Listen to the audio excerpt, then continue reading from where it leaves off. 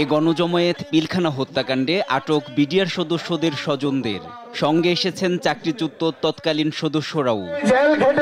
বুধবার সকালে কেন্দ্রীয় শহীদ মিনারে জড়ো হন তারা।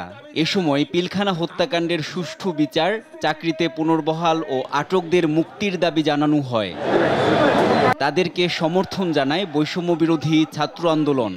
একজন বিডিআরও যদি রাষ্ট্রীয় জুলুমের শিকার হয়, এই নতুন বাংলাদেশে আমরা ছাত্র সমাজ তা মেনে নেব না। পরে মিছিল নিয়ে শাহবাগের দিকে রওনা হন আন্দোলনকারীরা।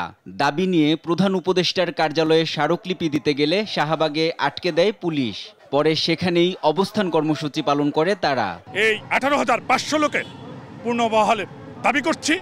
যাদেরকে আদালতের মাধ্যমে সাজা দেওয়া হয়েছে, এই সাজাকে অবৈধ ঘোষণা করতে হবে এবং এই সাজাপ্রাপ্ত ক্ষতিগ্রস্ত বিডিআর সদস্যদেরকে তাদের পূর্ণাঙ্গ সুযোগ সুবিধা সহ চাকরিতে পুনর্বহাল করতে হবে। বাংলাদেশ রাইফেলস নামটাকে পুনর্বহাল করা এবং এই পোশাক আবার ফিরিয়ে নিয়ে আসা। এই জামিনের শুনানিতে যেন আমাদের প্রত্যেকটা নিরপরাধ বিডিআর সৈনিকদেরকে জামিন থেকে মুক্তি দেওয়া হয়। এ সময় সুষ্ঠু বিচার নিশ্চিত না হলে কঠোর কর্মসূচির ঘোষণা দেয় আন্দোলনকারীরা।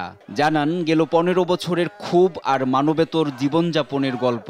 আমাদের খুবই মানবতার জীবনযাপন করতেছি।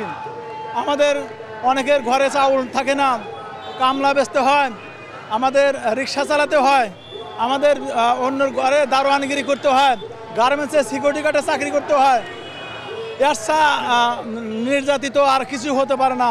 দাবি বাস্তবায়নে গঠন করা হয় 11 সদস্যের অ্যাডহক কমিটি। এনআই নাহিদ, দেশ টিভি, ঢাকা।